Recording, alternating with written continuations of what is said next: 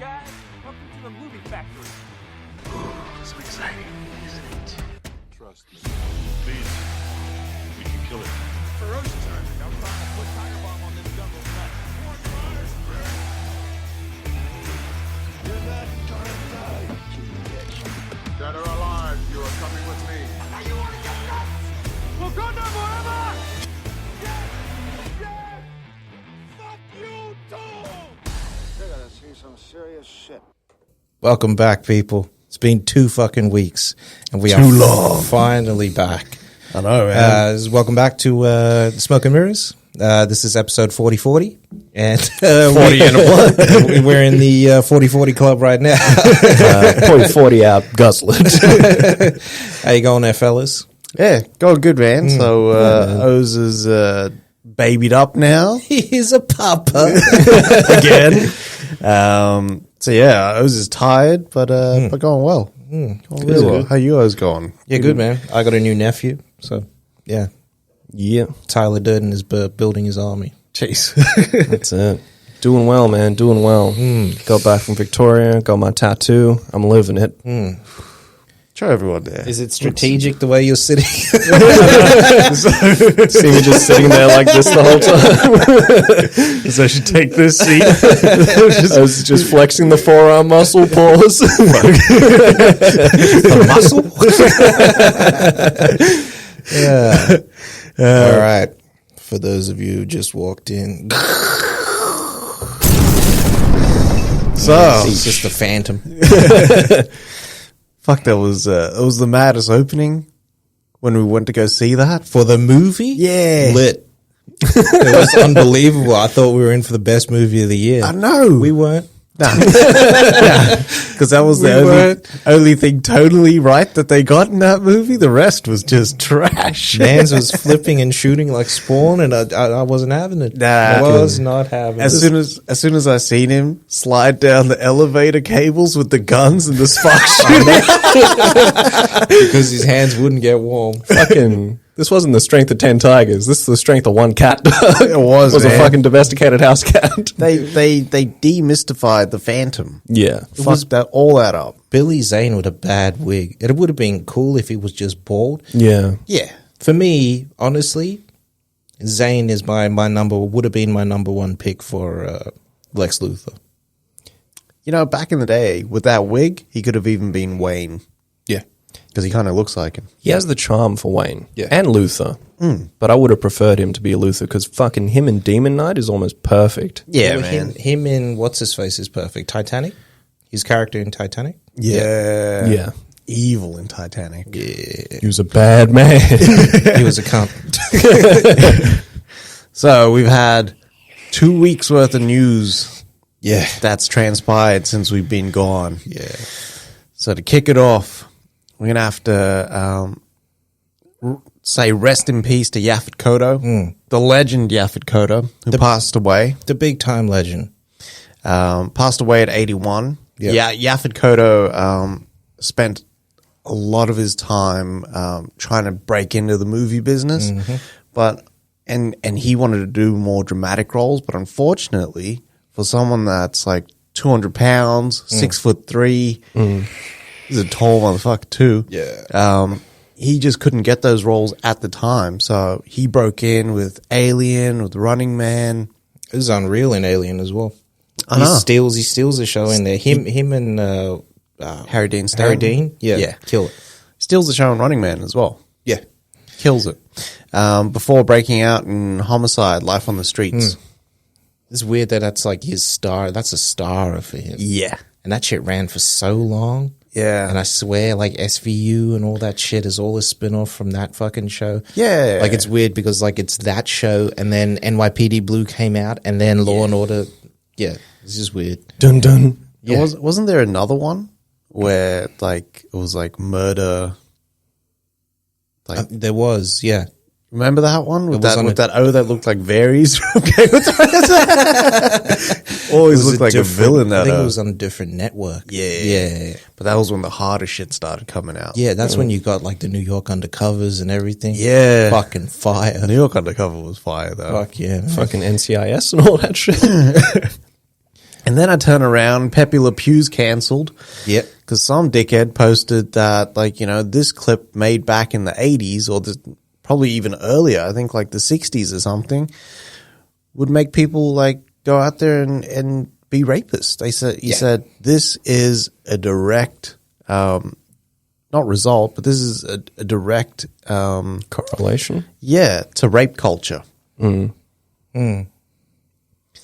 is just weird. Like, Pepe, like, in those cartoons, they was also dropping anvils. They was, like, killing people, basically. You know what I mean? Shooting people. Yeah. I don't know. Acme shares were rising. You had a Always. whole show dedicated to a coyote trying to, like, fucking kill a roadrunner, and that hasn't been cancelled, you know what I mean? No way. Where's Peter? I know. Peter got to show up. Yeah, Peter's got to show up. I've never seen a Roadrunner in real life. Where's Letty Dom? And then you go. The lion. The lion. They cancelled the lion in MGM, in the MGM logo. So now the lion, who's obviously been dead for, God, like 30, 40 years now. Probably more, to be honest. He got cancelled. So he's a CG lion now. And it looks fucking terrible. It looks weird, eh? At least get the lions from the Lion King. I know. I don't know. I don't know if MGM got that money. I reckon what they're going to do is they're going to have this fucking CG lion, and then for special occasions, they'll bring the old lion back. This is how they do it. They bring out new Coke, and then they give you Coke Classic later on. Coke Classic. Coke Classic was better. It was made with real sugar. Real lions. Isn't that like Mexican Coke? Made with real sugar, Made eh? with real sugar. It's not corn syrup. That's why it tastes so weird. That's why it tastes different. I'm going to try that shit. It's fire. And then Avatar knocks Avengers Endgame right off the top of the fucking box office. Good. And not by a little either. It's not the $3 million gap or whatever it was. It's nearly 30 million now. You know, it made more in China, 49 million, than in all of Mulan's entire run, which is 41 million. That's wild. It made more than Tenet, or will be this week, will be more than Tenet. It's wild. That's crazy, man. Who's also getting a re-release? Yeah. Like, admittedly, Avatar kind of deserved that top spot. Avatar is the shit. I like Avatar. I can't watch it nowadays, though. I watched it too much. It Oh, killed man. that movie. Like, we watched that Blu-ray like 4, 6, 7,000 times, and then that director's cut came out and watched it again. You know, I haven't watched the director's cut as much as we watched the original Blu-ray. So When are they dropping that 4K, though? When are they dropping that again at IMAX? Because I'll watch that shit. next year when the movie comes out. When IMAX opens up? Yeah. Because I'm in. Fuckers. Venom 2 pushed back. Yeah. Once again. So pushed back from June till September. So it's a 3-month pushback. I'm kind of cool with this. Same. But at the same time, I would like to see the sequel. I liked the first one. I would have pushed Morbius forward and pushed this back. Yeah. Is there going to be a correlation? Did they say anything? It's part of their spoom or whatever it is. Spunk. Yes, spunk. Pause. Good time, man. Jesus. A Time to Kill is coming back. There's a sequel, supposedly. Time for Mercy. I know. Yeah, this is that Joe Grisham novel, eh? John. Joe Grisham. Fucking sounds like sounds like a father, eh? Yeah. It's honest work. But yeah, McConaughey is coming back. Is going to play Jake again. So Jake Brigance. Jake Brigance. You know, I've watched that movie simply because of like Chappelle. Like whenever I think about A Time to Kill, it's not him there. It's him dressed up as Samuel Jackson's The Ale and him doing the scene. Like that's what I think of. I think I watched this like 6 years ago, but this one focuses on this boy. He's I think he's African American, and they convict him for a crime, and then Jake Brigance is the only one that can save him He because was he there. believes in him. Get them out. So another white savior story. Oh, yeah. So he's just doing Lincoln Lawyer all over again. I don't know. I haven't watched Lincoln Lawyer. It's fire, that movie. Is it? Yeah. Better than A Time to Kill? Hot take time. Yeah. For me, yeah. Like, what do you call it? I caught the the last 2/3 of Lincoln Lawyer when this was watching it. Oh, yeah. It's fucking fire. Yeah? Well, like, I don't understand. Like, I understand why Michael Pena gets these comedic roles, but he fucking kills it in there. Yeah. It's the same O from Bosch in there. It's his brother, who's his investigator. Titus Welliver. Yeah, but his, like, Bosch's brother like the character's brother is his investigator in the Lincoln Lawyer. That's Crazy. all one. Michael Connolly, I think, writes those books. Oh, shit. Yeah. Shared universe time, baby. Fire. Well, that's why they got the Lincoln Lawyer show coming out. Right? Yeah. Yeah. Is that on Amazon? I think so. Be good if it is. Ace Ventura is also coming back. Yes, sir. So, Mill Creek. Ace Ventura will get the fucking shut the fuck down if they made that movie today. The first one? The first one. Yeah. Oh, shit. Yeah. No. The second one, when he goes to the Wachati tribes and all that. The first one, he's shaming trans people. That's right. Yeah, it's wild. Yeah. Yeah, no. Yeah. How are they going to make this one then? Yeah. They will make it as safe and neutered as possible. They will. Disgusting. Coming to America. Yeah. Fuck. Send it back then. Yeah. I don't want man. it back. It's not done. And then we got a couple of new trailers. So we got Concrete Cowboy, which has Idris Elba facing off against Method Man. Yeah. METHOD, man. And the kid from Stranger Things. Yeah. Yeah. Who's like a whole adult now. I know. With facial hair. know. He's got the fuck going on here. You got the Eddie Murphy Metro mini dreads going on and everything. Yeah. Where did that time go? I don't know. Is it too long between Stranger Things? Yeah. That's what it is. Yeah. They're going to have to start CGing these kids. De-aging them. Fucking call 11, 17 now. Man. But admittedly, Concrete Cowboy looks fucking Oh, man. mad. Yeah. That shit looks amazing. Looks good, man. But Yeah. that's based on real life. That shit actually happened. Yeah. I love it. Netflix coming up. Was it April? April 2nd or 6th or something like that. Yeah. I'll be there. As will I. And Cruella. So we got a new trailer for Cruella, which looks much the same like the old trailer. Yeah. But they got a new tagline, I think. I don't know. Like the devil wears evil or some shit like that. Yeah. Fucking the devil can suck this dick. Fuck out of here with that shit. Oh, man. That looks trash. And that was just some of the highlights from the last 2 weeks. Let's get into our streaming news bag. Yep. All right. So the biggest story this week, and what we're seeing online is WB just came out. What was her name? And sign off. Anne Sarnoff came out and said, "We have no interest in continuing the Snyderverse, and we won't be putting out the Aya cut either." Which is what they said when they fucking the Snyder cut was, announced. They're not slick, WB. That's their problem. Nah. Because honestly, you know what Marvel would have done in this exact same situation? Nothing. They would have said, fuck all. And then 3 months down the track, Feige would come out and say, hey, you wanted that thing? We got you. Yeah. Like, these guys is dumb, man.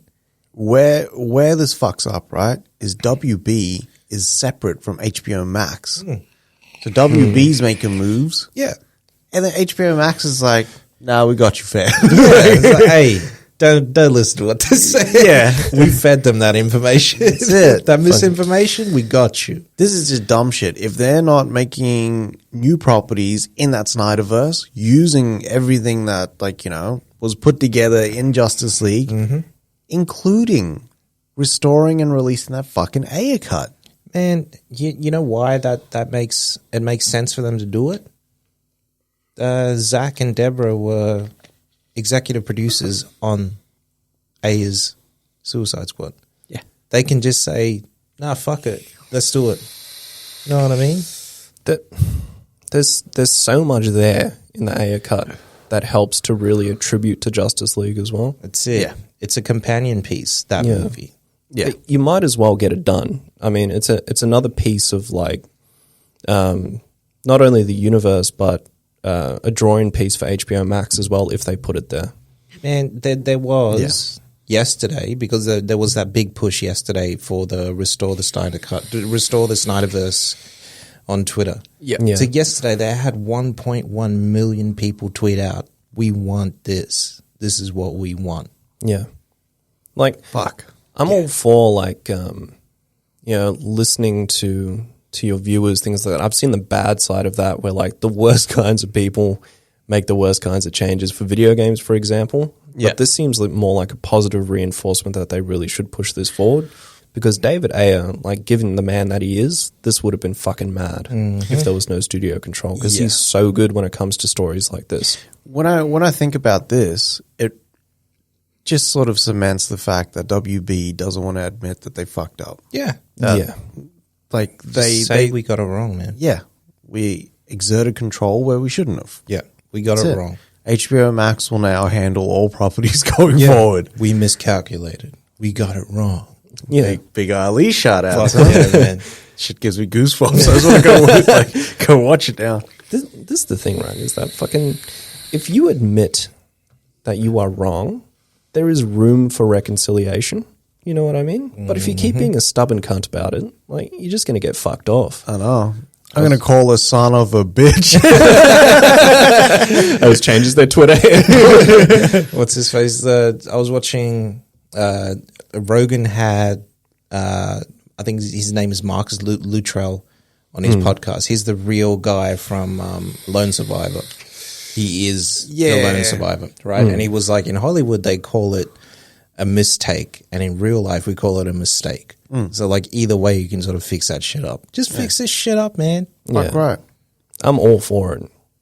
I just want to see more, like, Snyderverse shit, man. Same. Keanu Reeves is developing a new property at Netflix, both an anime and a film based off the comic property that he developed called Berserk. Berserker. For some reason, the title is missing vowels. Yeah. And it's also what I called bizarre back in the day. So, yeah, that was all the details that we got. The comic book character is based on Reeves. Yes. Yeah. Straight Reeves. That illustration they showed for the article looks so fucking nice as well. It looks like Reeves, and it looks like Reeves, like, trying to play Wolverine. Yeah. And I think that's what the character kind of is as well. Yeah. He's kind of Wolverine. That's who he wanted to play, right? Yeah. So Reeves came out and said that that's who he'd want to be in the MCU. For real? Yeah. Fuck. He was like, I want to go. He's Canadian. That makes Wolverine's sense. Canadian. Yeah. But Reeves can't do rage, though. Nah. Like, sometimes when he does it, it just... Kill like, that from me! It just don't come off right, man. nah. It's almost like, you know, when they bag him after that, it's almost like that guy just had enough of him screaming. I can't hear you. Bag and gag. Yeah, so we got so Disney Plus is developing this spin-off from the Hawkeye series. Yeah. Right? So I don't know if she's going to appear as a villain maybe or maybe a henchman, we don't know. Yeah. Right? But it's off a character called Echo. And Echo is a Native American character, and she's deaf. Yeah. Yeah. Yeah. Which is like fucking fire, because we kind of think that this will introduce Daredevil to the universe. Who's blind. That'd be cool. If Daredevil went up against Echo. I kind of wish that Stick sort of trained both of them. Yeah. That'd be fucking fire. That would be sick. So, she's gonna be played by Aloqua Cox. yeah. Is she Native American? I don't know, actually. I don't know if she herself is Native American. I'm pretty sure Disney and, like, you know, I think they've got an edict as well that they will portray the characters and have, like, you know, the right people of color or the right race. Oh, good. To play them. So with this, her power, so she's deaf, right? But she's got a photographic memory. So she's kind of like Taskmaster in that if she sees your movements, she can then, like, copy them. That's why it's Echo. That's sick. She echoes it back to you. The dolphin. Fuck, I hated that game. Same. It was trash. I don't know Boring as why it got fuck. acclaim. I don't know why they decided to release it on Dreamcast as a know. as a launch title. It was just like, this is trash. And I don't know why we bought it and still tried to play it. I know. Well, 128-bit, bro. and that means nothing. Did you guys ever check out Macaulay Culkin's fucking website, Bunny Ears? Nah. On there, he has like a "This is why Echo died," and he's talking about the fucking pollution in the sea. That's fun. Literally illustrated Echo just upside down with X's. I was like, what the fuck? Exo the dolphin. There was some talks about The Last of Us and the changes that they're actually implementing into the show as well for HBO. It's a lot of minor details. They're still sticking to the minutiae of the story. But the talks are around, if characters wear this or wear that, we're not really focusing on that. We're also focusing on the psychological side of things as well. Yeah. They did confirm that this will be the first game. Yeah, as well. Direct adaptation. Yeah. Dr. Uckman told us. Doctor. Yeah, and he said like they might not stick to the same events, but the events that they're creating, he said, will give the same feel as the games. Yeah. What I got excited about with this story is the fact that he said that we don't, because it's film and all that, we don't have to put all that action in there. Yeah. You know what I mean? Because in a game you need to have something happening. Yeah. Whereas this would be more of the quieter moments and whatnot, and the build up to that action, which is that's what I dig. Yeah, and those are the best parts of the game. Yeah. It wasn't when I was fighting clickers or humans or stealthily killing people. It was the story elements that were pushing the characters forward. Like, obviously they still will have those moments in there, but it will be more intensity than action. Yeah. Like, Yeah. I'm actually, I don't want to say I'm glad, but there's a lot of stunts that they fucking can't really pull off, like when Joel fights that dude and he flies off the balcony in that university, and then the fucking rod was like 2 stories, man. They could do that shit. They could do that shit. They could, It'd just but be it'll be- one. It'd be one story, not 2. But he's fucked up after that. Like Yeah. Joel is laid out. He's done. And then Ellie has to travel out during winter. But that'd be mad if it kind of shows her Yeah. It's sort of what she does after that. the in between from that. Yeah. Right. Yeah. Because she's gonna have to take care of herself. She's gonna have to go out and hunt. She's gonna have to do all that stuff. Establish a new base of operations, everything. Clear out that whole area that she's in. Yeah. He Dr. Uckman also he also Those name is Neil Druckmann. but his handle on Twitter is Dr. Uckman.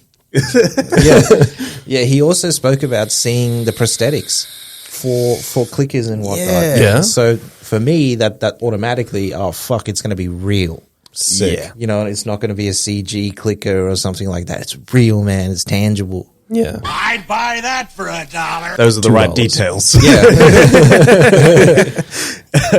Yeah. Picked wisely. National Treasure is coming back. So based off the first 2 movies starring Nicolas Cage, Disney has greenlit a National Treasure series. So this will follow a young adventurer, explorer, as they kind of go through and uncover mysteries and the like. So this is their counter programming to Uncharted. Probably. As long as Cage is his dad, I don't mind. Or at least Cage is involved. Yeah. I know. What if Cage is the Ed Harris? Oh, Yeah. Ed Harris that's my guy, man. I know. Yeah. I just love that. But that would be cool if Nick Cage, like, you know, in episode 3 or something like that, he's like, I need to get advice from someone, and then Nick Cage just turns around like, Yeah. you don't say. All right. So Duchovny. David Duchovny is back over there at Showtime. So he spent like 7 years shooting that Californication show. Yeah. Yeah. And he's back over there for this show called Lightning. Yes. What was this one about again? So this one is He moves his family. he's off the grid. He He lives lives off the grid with his 3 wives and 10 kids. And 10 kids. And then the government comes through and says, hey, we want to buy this land. Yeah. And In Joshua Tree. yeah, in Joshua Tree, Joshua. which is an all right Dolph Lundgren movie. Yeah, and he's got to go back into basically the city. Yeah. With what he's got now, which is and it's him sort of navigating that. And integrating back into that life. Yeah. Which he'll get a lot of questions about polygamy and all sorts of shit. Yeah, fucking go to jail too. Really? Can't have that. What about Mormons? They're allowed because it's religious beliefs, but he's probably not a Mormon. He might be a Mormon, though. How do you know? They might. Man's just a sex addict. I was going to say, there is a fucking, there's a series of Duchovny events here.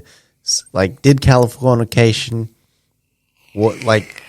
became a sex addict. Wasn't he a sex therapist in Californication or something like that? I thought he was an author. Oh, okay. And then, became a sex addict.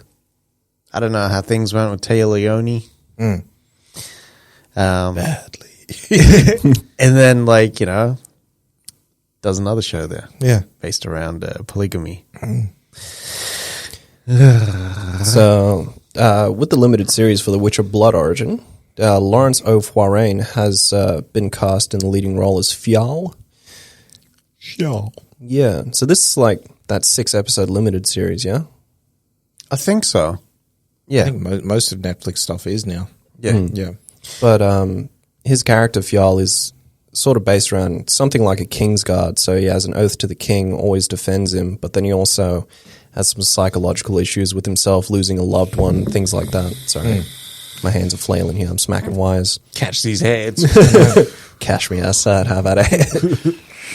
But it sounds interesting. I'm glad that they're just doing a limited series and not trying to carry on additional series on top of what we have already. I thought this was the one that... is this a separate show to the start of, The Witches? Nah, this is it.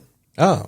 Yeah. So, Because I thought the star was a female star. yeah, Jodie Taylor-Smith is playing... Is playing... But she's not the main star. Oh. Yeah. Okay. So this guy, he was in Game of Thrones season 5. Yeah. And Yeah. And he was also Simpson. Simpson. And he was also in Vikings as well. He played Hakon. So he's had a few series before where he's had to get down and dirty. So pause. So I'm still excited for this. Hopefully it's good. They still have Andrei Sapkowski as a creative consultant, so it should be fine. Man. So this is the one about the start of the Witches, isn't That's it? what I thought. So I thought this is a new one. Then. this could be the dude though that actually goes through the Witcher trials and stuff like that. I thought it was the girl. I thought so too. Apparently not. Who fucking knows with these shows? It's all over the shop. Just give me a good story and action. Yeah, I'll be man. happy. That's all I care about. All right, so spoilers for those who haven't watched Justice League. Cover your fucking ears. It's the Snyder's Cut. So at the end of the movie, after Batman has his little vision there, Yeah. He wakes up. he wakes up and you hear the sonic boom and you think it's Superman coming out of the sky and it's actually Martian Manhunter. So you see John there, right? Originally, that was going to be the Green Lantern. So it wasn't going to be John, the Martian Manhunter. It was going to be John Stewart. Yeah. Right? So people have pieced together online who it was going to be. And it was going to be Trevante Rhodes, man. He was going to play John Stewart. Perfect casting. Yep. Perfect casting. Yep. And the only reason that he was not allowed to be in there was WB wouldn't let Snyder use the John Stewart character. Which is crazy. That's dumb shit, man. Well, because they want a white fucking Green Lantern. That's all it is. That's dumb shit. I know. Fuck, Fucking that's dumb stupid. shit.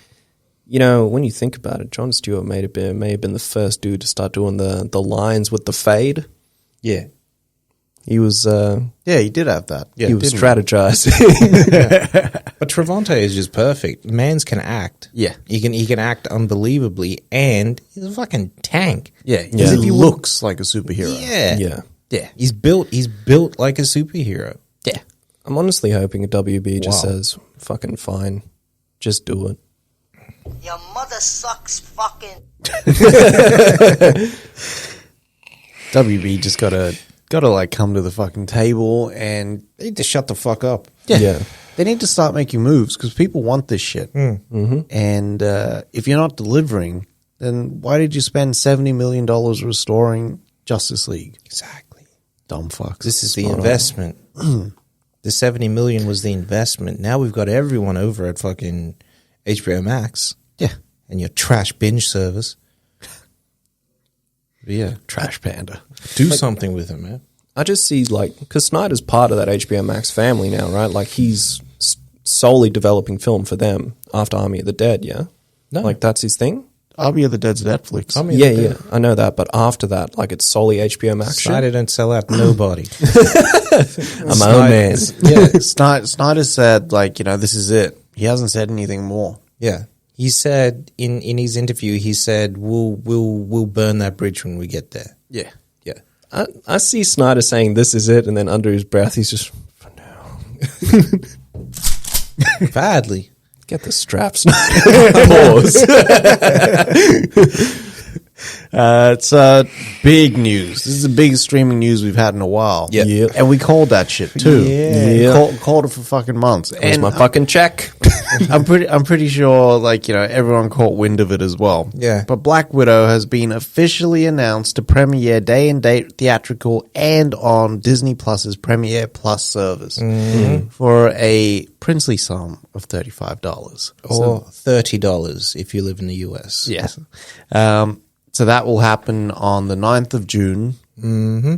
What was a surprise, and I don't know if this is a show of like uncertainty from Disney, but Cruella will debut as well. Day and date theatrical and Premiere Plus on the 28th of May. I will be there day one with my $35 for Black Widow. I was going to say. But Cruella can wait. You just throw the 35 at your TV. Badly. Just throw my phone. Just tap and go. I just see you like conning Godfather. Badly. Can you imagine if Apple TV had a card reader? Why would you need it? Can you imagine if it was on the It's back? going to use your face anyway. Or you reckon they'll have a camera on there? No. Your phone, you just buy it through your phone and it's available straight away on your Apple TV. Like, or it could just be like if you don't have your phone on you and you have your wallet for some strange fucking reason, they just have a pay pass on the remote. My phone is basically my wallet now. Like, it's wild. That's true. Yeah, that's true. And that's it for streaming news this week. That's all. Let's kick it off with film news. Captain Marvel 2 and Ant-Man 3 will both start production on May 31st. Yeah. Captain Marvel 2 will shoot in Atlanta and LA, while Ant-Man 3 will shoot in London and Atlanta. So basically, Ant-Man is going to get delayed with the shooting because God knows why they're shooting in. Why would you shoot in London? Because Thor 4 shooting here. Exactly. They can't use the same soundstage. Why? Because I'm pretty sure Thor 4... You have a whole other country fucking massive. 5 hours about that way called NZ that they could use as well. They could. This is dumb shit. I know. Oh, you want to fucking know about dumb shit? Fucking. So in Siege now, they've split Australia into 4 separate areas. So now it's OCE, Oceania, and then OCN, Oceanic Nationals, and then APAC, which is meant to be us as well, Asia Pacific North, which is Japan, and South, which is Singapore. For some stupid fucking reason. That's crazy. Yeah. That is wild. Just a piece of info for you. But yeah, that's yeah. Dumb shit. Fuck you, asshole. It's dumb, man. So we got word from Derek Holstad. Derek is he's currently writing the Just Cause video game adaptation. I don't know where they're shooting though. I don't know who's doing it. You should just Michael Dowse is directing. But what studio is doing this? Lionsgate or something like that. Maybe. Yeah, some small, some unknown studio, right? And he was talking about the John Wick sequels and how he is not writing them, That was wild. which is kind of crazy. Yeah. But with Just Cause, he was talking about how he needs. What did he say? He needs something to get into the game to start writing it, like get into that sort of mindset to write. The trailer for Just Cause 4. Yeah, Yeah. yeah. So he saw that trailer and he was like, "Nah, I know exactly Yeah. what this movie is going to be." Yeah. So Yeah. I'm hoping that with the movie they keep it sort of R-rated and That only makes sense. R-rated, but you know, for something like that, you need a bigger budget than a Yeah. usual R rating.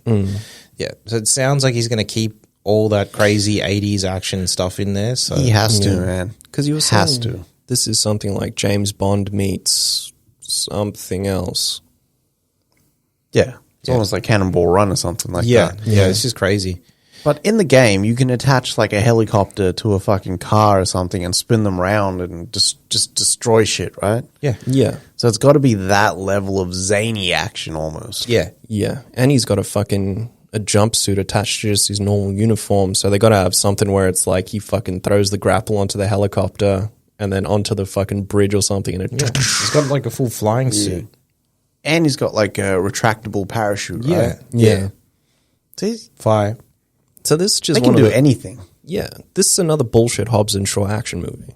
I think love this it. will be more like Jump Yeah. the Shark. Up than to Hobbs and Shaw. 1,000. Yeah. Yeah. They're going to jump the shark with the boat. But I like that when it's like tonally right for it. Yeah. Whereas Hobbs and Shaw kind of like erode that line between Yeah. realistic and just complete bullshit action. Yeah. Very true. He also gave us an update on the Splinter Cell anime, which I didn't know was still going ahead. Neither did I. But he was saying like he does the script first, right? And then they'll go ahead and 24 months of development Yeah, will break down that script. Yeah. But he's doing the whole script for the show. yeah, Sick. You said the anime style that they're using will be very different as Okay. well. It won't be the usual anime that you've seen. So I'm thinking it's going to be maybe more like the realistic anime that you see in Sex, Death, and Robots or Love, Death, and Robots. yeah. Yeah, I was thinking it was going to lean more towards Appleseed than anything else, where it's like that animated, computer generated. Okay. Like the cell shaded. Yeah, like Scanner Darkly type shit. Which would be cool. I'm just Yeah. hoping they get Ironside to voice Sam. Fuck. Oh man, If they don't, that'll be the biggest misstep Netflix has made on an anime. no. Because you know Ironside be waking up still testing that Sam Fisher pause. Like, fucking- Badly. Pray. It's always him when he's like grim. yeah. Resident Evil, the reboot that, what's his name? Johan Roberts. Yes, Johan. I keep saying Strauss for Same. some reason. yeah. SS. Is making. Yeah. It'll be called Resident Evil Welcome to Raccoon City. Bit of a mouthful there, boys. But pause. Big pause. Do you think that in this they'll have a car driving past? It's playing like Rack City. Rack City, bitch. Rack City. As long as it's not Welcome to the Jungle. Like, what I'm really excited for about this shit is that they've admitted that they're pushing for more R-rated fucking horror themes than they are action. I'm so fucking excited for that. Yeah. So they're saying that this this will incorporate Resident Evil 1 and 2. And 3 by the sounds of it, because Hannah John Kamen is also playing. Well, it makes sense Jill. considering 3 is before 2. Yeah. Actually, yeah. Because Jill Valentine's in 1 anyways. Yeah. Yeah. Yeah. She's the yeah. She's a main. I just hope, like, you know, tonally they get it right. Yeah. Because the first Resident Evil with Mila Jovovich kind of got it right in the first 20 minutes. Yeah, first half an hour was really good. I was really impressed. but then It went off the rails, man. when the lasers start coming out and just cutting those up. When the lasers came out, when it turned into that military operation, I was like, "What the fuck is this?" I just took my tongue out of ass and left. There's too many people here. Yeah. Like it should just be like 4 people in a room, man. That's what makes it scary. Yeah. They should just try and go for that environment like Resident Evil 2, the game, the remake. Because and really, really claustrophobic. Yeah. It's just if they stick to that, like tight corners, fucking just intense moments of action, not all the time, but like where it's like fucking obviously your normal scares shit, I'll be in. And also, for your promotional material, do not give the fucking scares away. please, Like, please. keep that shit like atmospheric as fuck right up until you release the movie. Maybe show us one zombie. That's it. One zombie, a dog, maybe a liquor. Pause. Maybe. But the only thing I want to stress with this, and I hope whoever the fuck is doing this listens, is that fucking horror movies don't need to have jump scares to be scary. That's right. You need to have that one note that plays. Yeah. Dun, and then Oues will be like in the theater. Badly. There's the brown note. Like, if there's one thing I remember from the GameCube version of Resident Evil 1, is that there was no fucking, like, you know, jump scare for me. It's when I went back into that hallway where you see that first zombie, and as you're traversing down it, the lightning strikes and you just see it looking at the wall. It's not even looking at you. It's just standing there looking at a wall, but it flashes and you can see it illuminate like that. I turned that fucking GameCube off so quick.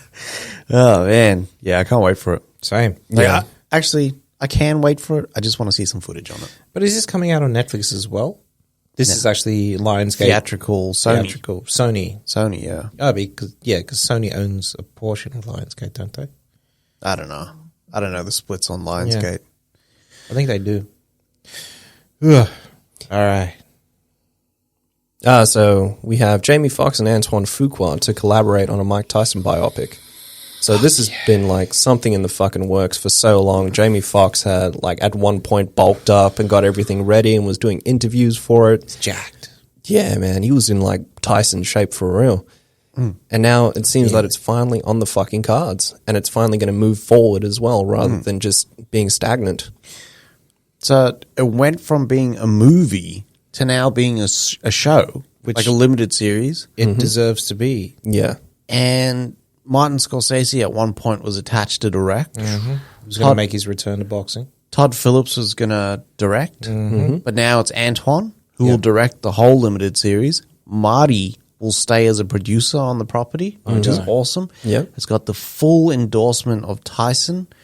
So this will be very separate from the one that's being developed for Hulu with the I, Tonya team attached. Yeah. Yep. This will be Tyson on set. Hey, Mike, what did you do in this moment?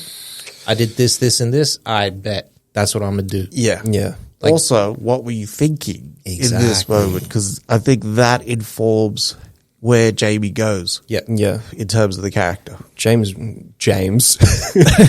really good at sort of taking something and moving with it as well. Yeah. So having those moments, even if they do show like him in the ring and being able to work out what Mike was thinking during that time, he'll be able to turn that into something fucking... I think it's also the first sort of real character he's played. There's not so much real character, but like a real person that's still alive that he can talk to. Yeah.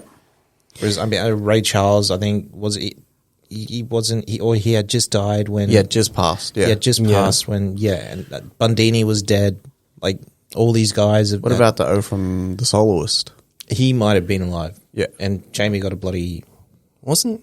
Oscar nom for that one. So. Oh, no, yeah, you're right. Because I was going to say, wasn't Jamie Foxx in that that movie they did back in like 2004 for the Bloods and Crips? But that guy had passed away as well. Yeah.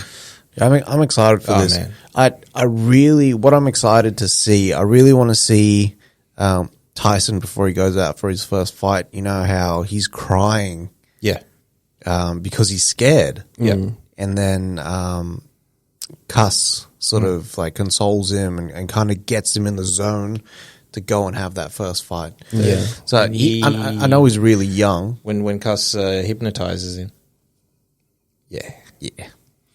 But he's Rogan tells a story about how he was 16. Yeah, he was 16 and 198 pounds. Right, Big boy right there. yeah. So he would go into the smokers and Golden Gloves and all that sort of stuff, and they'd be like, "How old is he?" And he's like, "He's 16," and they're like, "Stop fucking lying!" Like, you know, that's a grown man. Just saying. It's like, okay, well, we don't believe you. We'll put him up against 18, 19-year-olds, and Mans was laying them the fuck out. And he was 16. Yeah. Shit, He's fighting men. that's crazy. Like, I man. knew he was love young when he started, but I didn't know he was fucking, like, the size of a grown man. He's the size of a grown man. Fucking hell. His genetics is just off the fucking charts. Like, it doesn't make sense for someone to be that big at that age and already, like, you know, just fucking lethal. Like, this is crazy. His upbringing, everything informed that. And it's like his body was like, fuck it, now we need to get as big as we can because we need to. But also, like it's interesting, Tyson's story, because at the right time, he could have, like, Cuss sort of stepped in and changed his trajectory in life. But he could have gone, like, full-on gangster. Straight away, the other way. Like, he could have been, like, in jail or dead right now. Yeah. And we'd never be talking about this. Nah. Yeah. I'm excited for this shit. Fuck yeah, man. I can't wait. It's my favorite boxer of all time.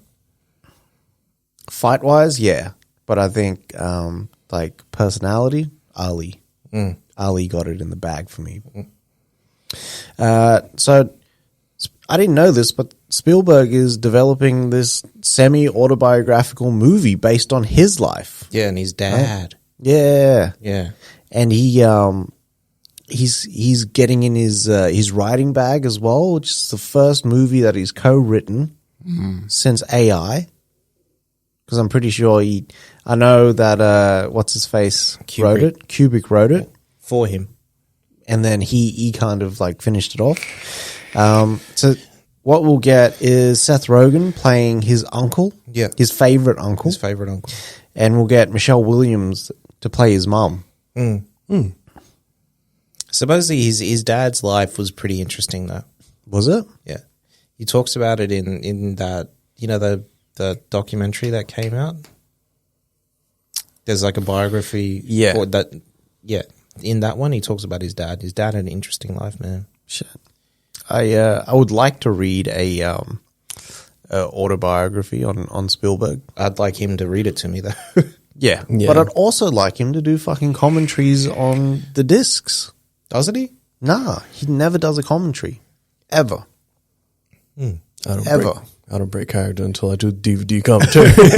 Maybe he doesn't like to. Maybe he doesn't want to. Maybe he's like that person that, you know, like most artists don't like to rewatch or talk about their work. Yeah. Maybe. Probably like that. But there'd be gold there. You know what I mean? Man. Like his influences, why he did things, especially his early movies.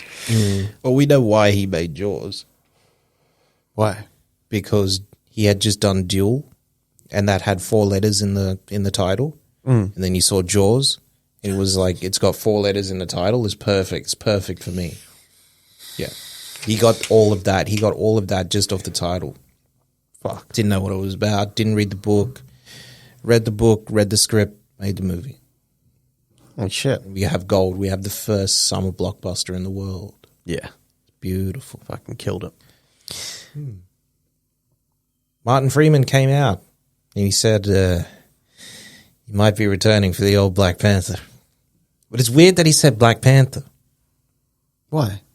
Because, like, the real Black Panther is dead. I know, but it's still going to be called Black Panther. Is it? Yeah. It'll be Black Panther, the rise of someone. Rise of Killmonger. Killmonger, yeah. Yeah. That's all the news we have there, really. Yeah. Randy McKinnon is scripting the Static Shock film. Mm-hmm. This is on.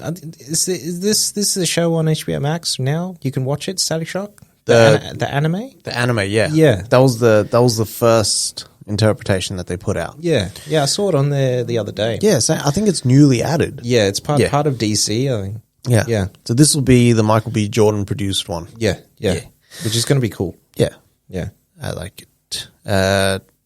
Moving on, we got Helen Mirren, who will join Shazam: Fury of the Gods as the film's villain Hespera. Mm-hmm. So not part of the comic book canon at all, but she is the daughter of Atlas. So there's origins to the gods. To the gods, yeah. Yeah. Yeah. Atlas's daughter. How does this factor into Pierce also being in there? I you know what? I don't know anything about Dr. Fate. Me neither. I don't even know what he is. Dr. Fate. He's in the Injustice games. I know that Yeah. much. Just floats around. He's got like this Spartan helmet on. So Dr. Fate is something like Etrigan. So he finds like a talisman or something that turns him into Dr. Fate. So he's just a standard. I think he's like a professor, and then he finds this, turns into Dr. Fate because his background is Egyptian as well. So Good guy, So bad guy. Why the fuck Good is guy. Pierce Brosnan playing? Whose know. background is Egyptian? No, as in like Dr. Fate, because he brings up all the hieroglyphs when he casts magic. So His powers are powers like is- okay. I thought the character himself Yeah. was Egyptian. It's like this shit's getting problematic. Yeah. but that'll probably tie into Black Adam as well, and that's why they have him in here. It's funny that DC is getting all of like, they're doing the Marvel and we get the really, really good, like sort of well-known actors. Yeah, Yeah. I'm surprised they had the money for it. because when you look at the cast for fucking Justice League, that's a big fucking cast. It's huge. Fucking massive. Yeah. All right. Staying on DC. Yeah. So sad news, but Billy Crudup, due to scheduling conflicts, will not be reprising his role of the Flash's dad. Yeah.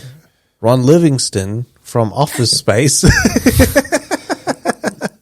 Every time I see his name, it's always Ron. I'd fuck her in the ass. Yeah. Livingston. Yeah. Like that's all I see him as.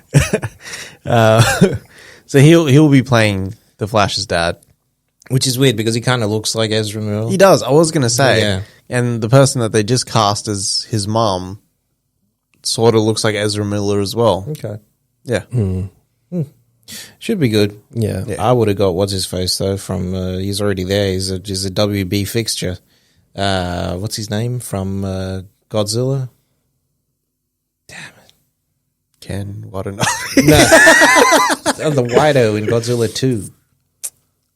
Oh, yeah, Carl yeah, Chandler. Carl Chandler. Yeah. I would have just got Chandler, man. It's the man with the plant.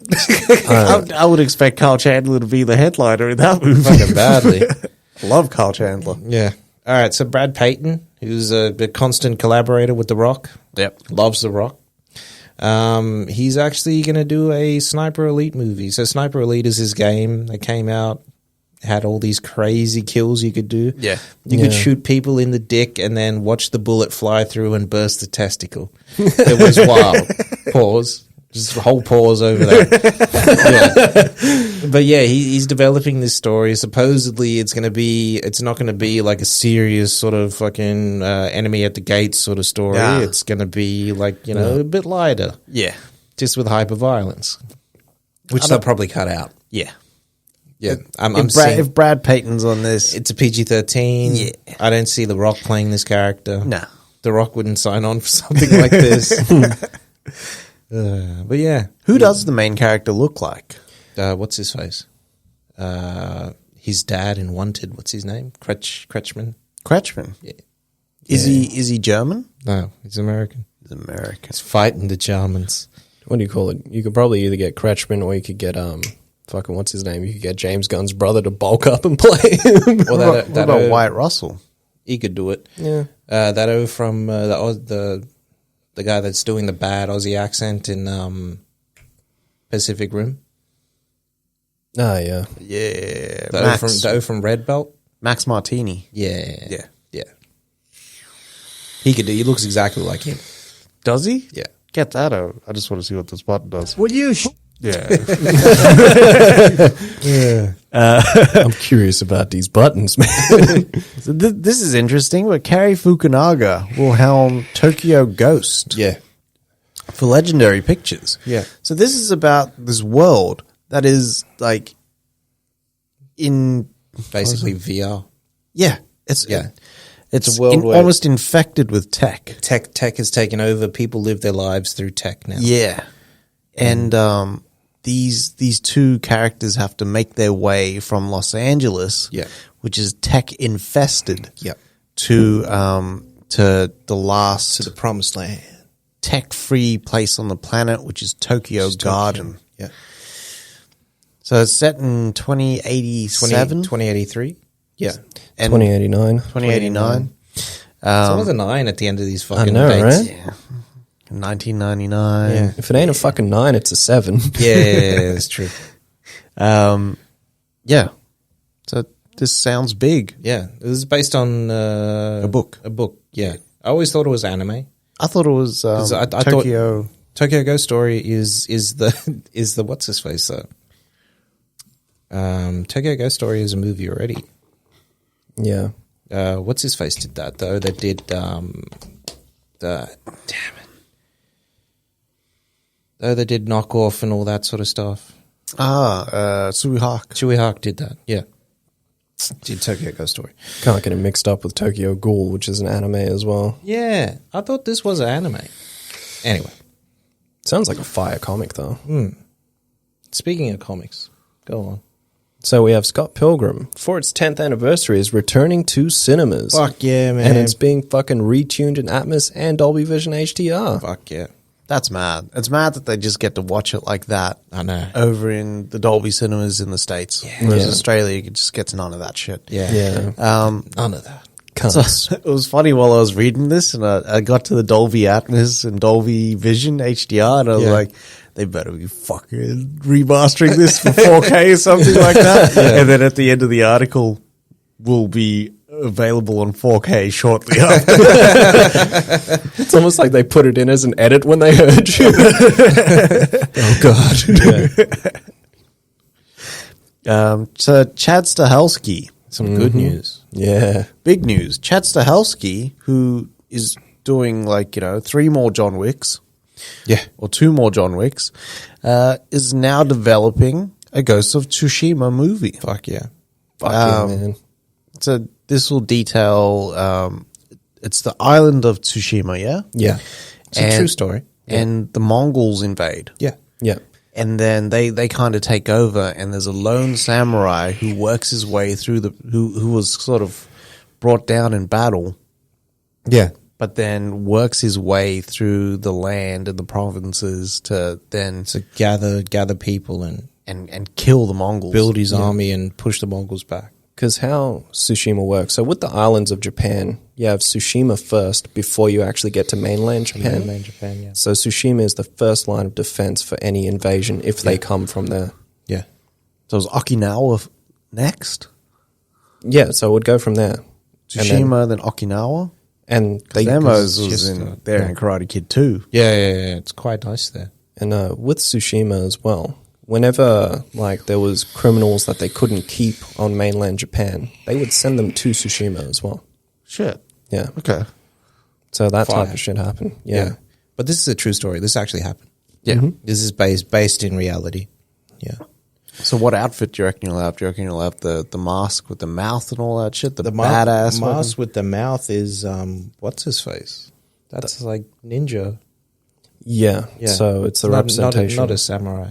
But he starts that- using ninja tactics. He starts off as a samurai and then eventually evolves into like a ninja Yeah. because he has to. Yeah. You know what I mean? It's like he's basically the militia. Yeah. Yeah. It's essentially the story of ninjutsu. Yeah. So this is out. It's hot. Stahelski's on it. Where the fuck's my Highlander remake? It's on the way. He's got to wait for what's his face. You don't want to do a Highlander movie that's kind of shit. You know what I mean? Yeah, I don't want a Highlander movie that's kind of shit. But I honestly want the same tone for John Wick, but with Highlander. I want that same focus on the fighting, the technical aspect, all of that shit, the photography. I want it all, but for Highlander. But what if, hear me out, so crazy, but what if at the end of Ghost of Tsushima, he's like, I can't live here anymore, goes to fucking Europe, doesn't make it there, but the sword does. And that's how Ash get to I want Sonata to come through and play what's his face, Ramirez's character. You just change his name because That he would can be actually be Japanese mad. then, right?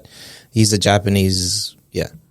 That's That'd who I be want, sick. and he trains Connor and everything. And maybe actually get someone who is Scottish because Lambert was obviously French. Yeah.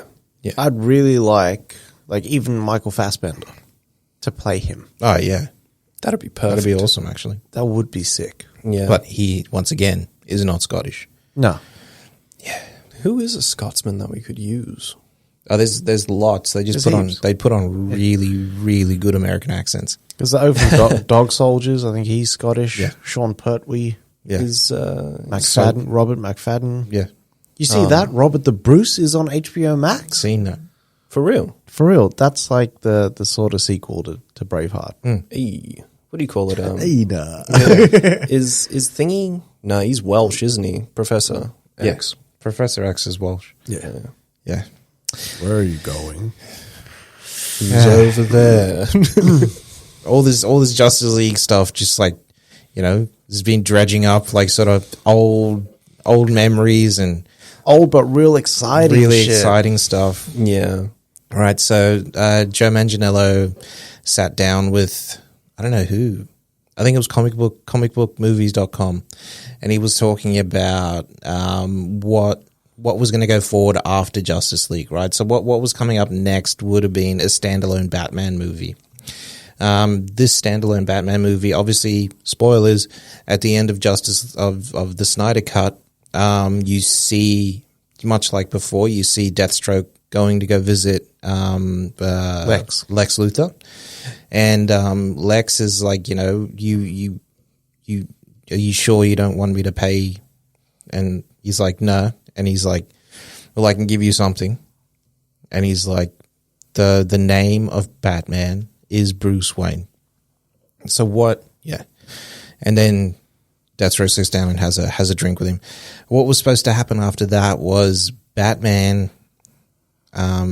He was obviously it was going to be a standalone movie. Deathstroke though would have been hunting down everyone that Bruce Wayne loved and killing them slowly killing everyone until Batman could bring him down. So he was saying that his character in that movie would have been like the shark in Jaws. Yeah. So you wouldn't know he was there, you wouldn't see him and whatnot, but when he struck you, that's when, yeah. Affleck seen the action in the Arkham Origins trailer and was like, I want that. That's the sort of shit that I want to do. But that everything shot in that trailer is real. Yeah. So all they did was mocap that whole thing. Yeah. So one of the stunt guys did it. And it's just unreal, man. The exciting thing for me is that Manganiello was saying at the end of the movie there was going to be a showdown with Bats and Deathstroke, right? Yeah. But then Batman just he wasn't fast enough because Deathstroke was just sort of timing his moves and kind of reading him. Yeah. And then Batgirl would kind of come in and help Bruce. Yeah. But it would be a fight through the streets of Gotham. Yeah. I like that shit. Like we kind of saw it in TDKR, but just not like that, man. Yeah. My Batman, for some reason, it's always snowing in Gotham, and Yeah. it's at night, and they're just fucking going at it like two ninjas. Yeah. That's what it is for me, because Batman essentially is a ninja. And it'd be sick to kind of see him fight on rooftops. Yeah, Fucking through abandoned buildings and shit like that. using his grapple, using all that stuff. Yeah. Yeah. Yeah, just a big missed opportunity. Yeah. Like when you Bad. think about it, that first fight with Bane in TDKR, that could have been Batman and Deathstroke, because Deathstroke wouldn't have fallen for the fucking illusions as well. Nah. He would have fucked him up. It would have been so technical, that fight, though. That would have been sick. Yeah. Yeah. And if I'm right, actually, no, I'm wrong.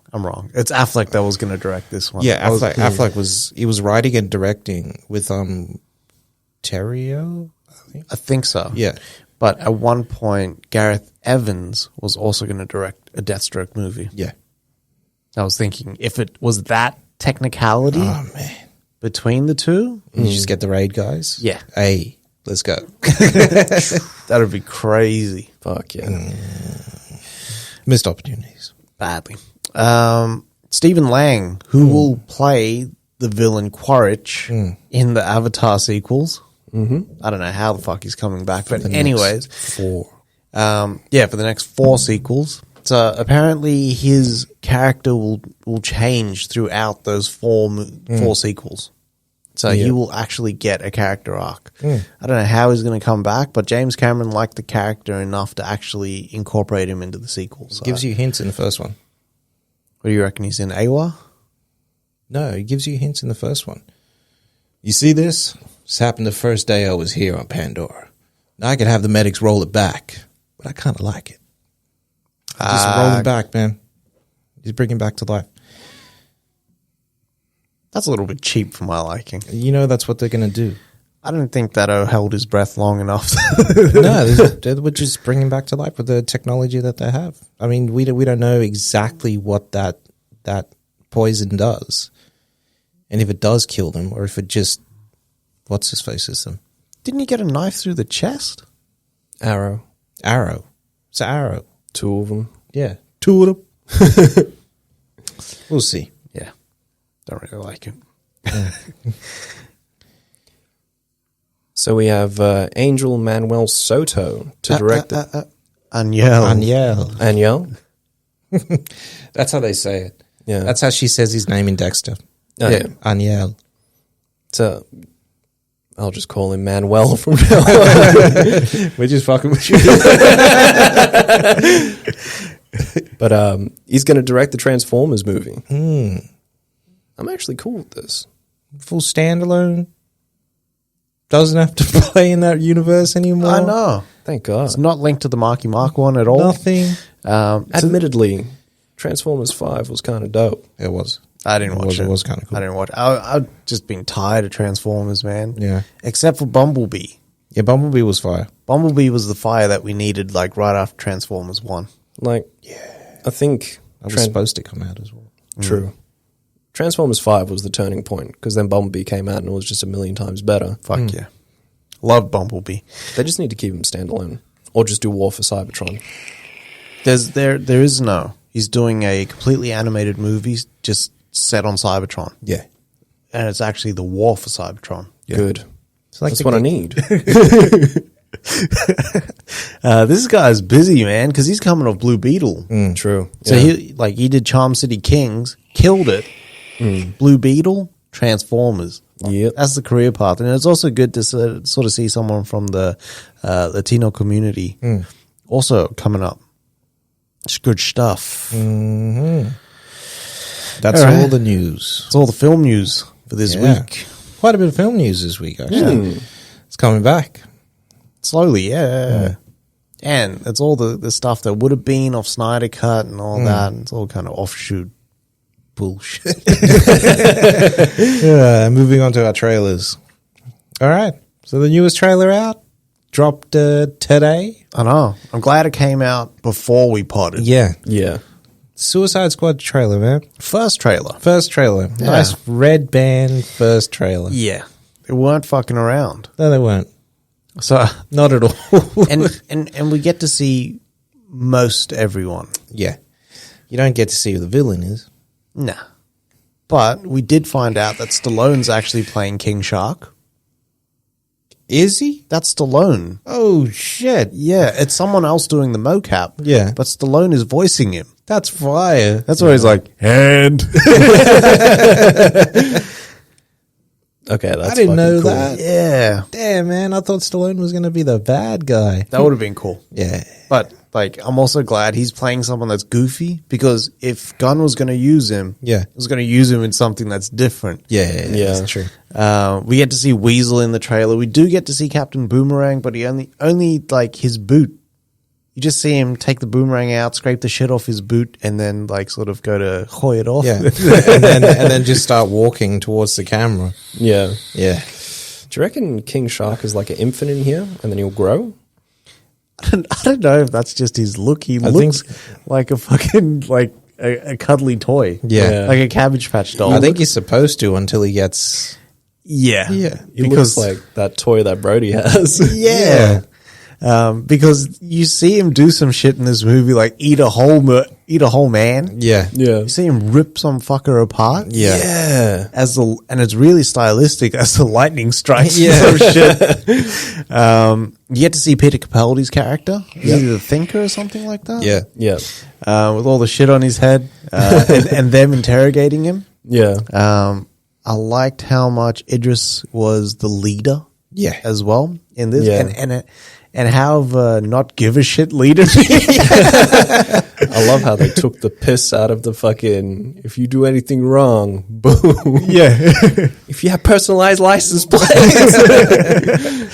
Yeah, I think that's using Harley right. Yeah. It's not over the top. You know what I mean? It's the weird shit that she says. Yeah. Yeah. I like the start of the trailer where they're all forming up and Yeah. like they're gonna go rescue her, and then she just rolls up behind them. Yeah. But I also like how much comedy's in the trailer. Yeah. Yeah. The tone feels right. Like it doesn't feel like dead serious sort of thing. Like Yeah. it's hitting the right tone. Yeah. And I like how much Kinnaman's actually In the. in the fucking movie. Well, in the trailer that we've seen, but he almost seems like he's sharing. He's sharing leadership responsibilities with Idris. Yeah. It's cool. I love that they're really playing into John Cena's comedic side as well. Oh, man. Man. Fucking perfect. He looks so good. Yeah. Yeah. Like he doesn't look like John Cena. I mean, I didn't see him in the trailer. No. like he didn't. It didn't feel like wrestler John Cena. Yeah. No. And I think that's important. That like even the cadence of how he was speaking, Yeah. was very quick and sort of naive. If this beach had dicks all over it and they told me to gobble them all up in the name of liberty, I'd say no problemo. Oh fuck, that looks good. Yeah. I'm excited for it, man. I'm excited that it's R-rated. That for me is top of the list. Yeah. Yeah. Because a movie about the Suicide Squad assassinating people, Just having a movie with suicide in the name. you'd expect You'd a certain expect- something from it. So for me, this hits. Like I'm more excited about this DC property than kind of anything going forward. Yeah. Just because of who's helming it, the tone that it struck, the cast that it's got. Because it seems like Joel Kinnaman's not as wooden from the trailer, just from the trailer. A bit relaxed now. Yeah. Got a few tats. Yeah. Yeah. He's kind not of chilled soldier, out. Not a soldier boy like he was in the first one. Yeah. Yeah. Also like just from trailer to trailer, it's not Amanda Waller just like fucking Yeah. cold, steely eyeing know. every O down. Put him in a box, threw away the box. Fuck that. It's just Roddy Rich is going to start. Yeah, I'm down, man. Yeah, I'm super excited, man. Whatever they kind of give me. So James Gunn's also said his fingerprints is all over the promotional material. So he's had a very hands-on approach with everything that we're going to see. Yeah. And I know that they haven't shown us shit. Nah. Yeah. I mean, look at that. That poster is straight up Dirty Dozen fucking Where Eagles Dare. Yeah, 70s style movie poster, and it's beautiful. Yeah. And if that's the tone that they're going to go for, it's basically the Wild Bunch, this fucking movie, and it's going to be nuts. As soon as like there's a drawn O holding a shotgun to the Yeah. camera, to the camera, Yeah, I'm in. Yeah, I'm done. I'm in. Yeah, that's it. Yeah. Speaking of movie posters, this one I want to talk to you guys about it because I fucking pissed myself laughing. Have you noticed that the poster for X-Men Dark Phoenix, Star Wars Episode 7, and Infinity War have the same exact color tones? Exactly the same. Wow. And the so tweeted and he was like, I've watched this trilogy countless times and I still don't know what the fuck's going on. That's wild. Oh, actually, while Suicide Squad's a massive movie, we did get another trailer for Ben Wheatley's new one. Did you guys watch it? No. It's called In the Earth. It's the pandemic. It's the movie that he shot during the pandemic in Oh, yeah? secret. Yeah. So it's got one of the supporting actors from Yesterday, the Danny Boyle Beatles Yeah. one. And he's playing like this, he's anthropologist, I think. And he's trying to look for some herbs or something like that Yeah. in these woods in England. And there's a urban folklore about this witch or this entity that lives in the woods, and people keep going in there, and when they go in there, like weird shit starts happening. So this just details all of that. But it looks good. The tone, everything, like it was one of those trailers where it comes up and it's like, my nuts were boiling and like, all sorts of shit. They don't say it. That's how I hear the voice when I read it. Yeah. But yeah, it came up with like, It was a real nut boiler. but yeah, it sort of came up with all these, like sort of commendations from fucking Phantasmagoria, and these horror websites and stuff, and they said it's a real fucking deal. Okay. Yeah, I'm excited, man. I see you. I'm excited. I think it's coming. It's going to have a theatrical release, but I think it'll probably do a VOD flip shortly after that. So I'm down, man. When it comes to home video, I'm in. I'm in. Yeah, and that's it for movie trailers this week. Entertainment news. Unfortunately, It's very droll. it's a very sad week. Very, very sad week. I mean, we had Yaphet pass away weeks before. And this week we had three legends, really. So we had George Segal Yeah. pass away from heart failure, complications from heart surgery as well on Tuesday. So you might remember him from Just Shoot Me. Yeah. He was where he played George Gallo, the editor in chief at the magazine. Yeah. That's where I remember him from. Yeah, that's the main the main place that I seen him. The Cable Guy as well. Who was he in there. Cable Guy? The Matthew Broderick's father, I think. Okay. I think. But he was in there. Because is he playing Porno Password or whatever? Maybe. Yeah.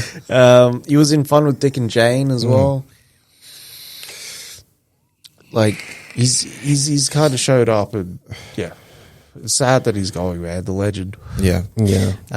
Then we had Larry McMurtry, who I didn't know too much about, but he is a really accomplished novelist and screenwriter. Yeah. So he would adapt his own works, and famously he said, like, my works just like, they're perfect roles for lead actors, and because when we get the big names attached to them, they get finance. So I like to adapt my own work.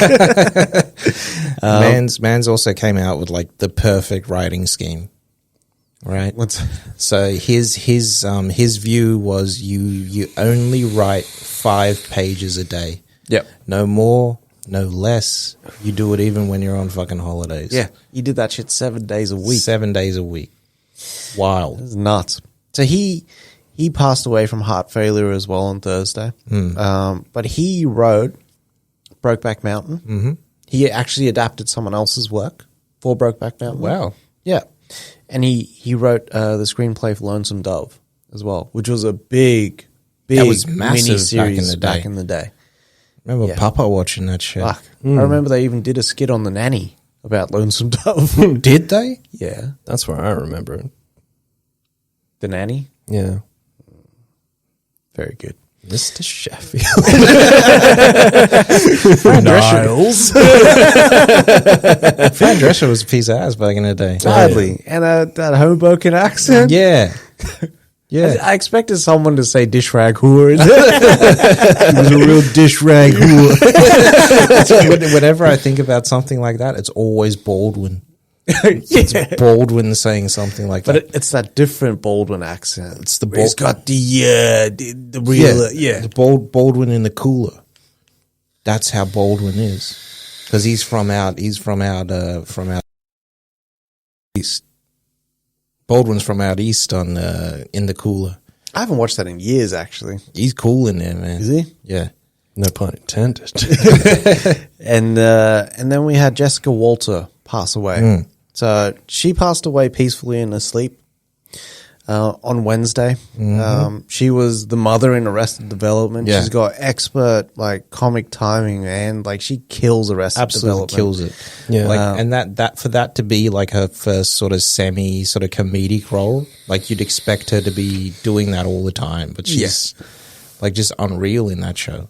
So she's had success on both Broadway theater. Sorry, not Broadway, but theater. And one of her first roles, which she got a Golden Globe nomination for, was Play Misty for Me. Yeah. That was Clint Eastwood's first movie that he directed, Yeah. but she was the chick. That was the girl.